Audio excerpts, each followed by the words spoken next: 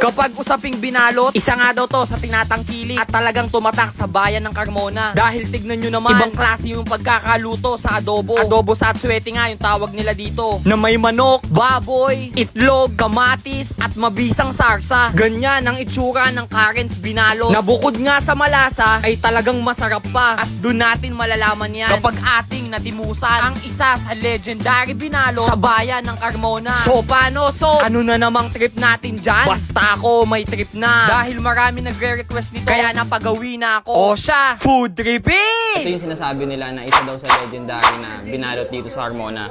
Bukod dun sa na-vlog natin nakaraan. Ang in-order namin mga boss is chicken and pork adobo. Ayayay! Uy! Actually, may kamatis talaga to mga boss. Kaso naubusan na daw ngayon. Pero ayos lang yon. Meron pa din namang itlog mga sob. Kanin nila hindi malata. Tapos madami din sila magbigay ng sauce mga sob. Ayan. Adobo sa atsuete. Oh, ayan. Tirahan mo ako. Natin. Ito yung itsurang adobo mga sob na itsura pa lang masarap na. First bite.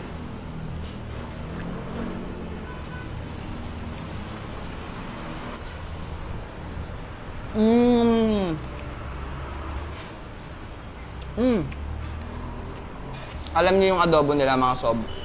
Malasa siya. Bagay na bagay sa kanin mga bossing. Hindi sobrang alat, hindi din sobrang asim. Balanse lang. Tapos, ayan mga bossing, ito yung hidden na asin. Ay, walang asin. Wala ngayon mga boss. Chicken. Abang. Daming serving. May konting tamis ng bahagya sa pagka-adobo niya. Konting-konti lang naman. Pero balanse lang yung pagkaalat niya, kaasim ng adobo mga boss. Panalo. Yung meat niya mga sob, malambot. Sa dami, panalo. Presyo, pasok na din. Tapos yung rice, ito kasi talaga yung hinahabol mga sob. Kahit sino mga boss na kumakain, ang nila ng malatang kanin. Dito mga boss, yung kanin nila hindi malata.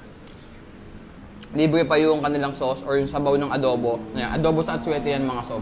Ganito kalaki yung egg nila. Sayang lang, walang kamatis.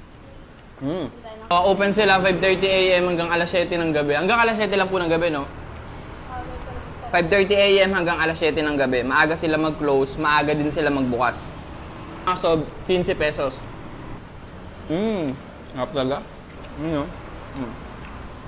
Meat nila, malambot. Kita mo kasi mga boss eh. Manggigigil ka dun sa taba. Sobrang lambot. So, ayun, hingi sana tayong sabaw kaso ubos na sabi ni ate. Solid. Tara pa. Bukod sa binalot, meron silang tinitinda doon na iba't ibang klaseng lutong ulam. Bye. Ulan up. Ayun! Legendary nga! Located lang to sa Governor's Drive, dito sa Checkpoint Carmona, Cavite. So, paano mga sob? Kayo naman yung sumubo. Testingi kung mabisa. Sibakin nyo agad mga Carmonians. Ba naman to? Ay, talaga ka! Whoop!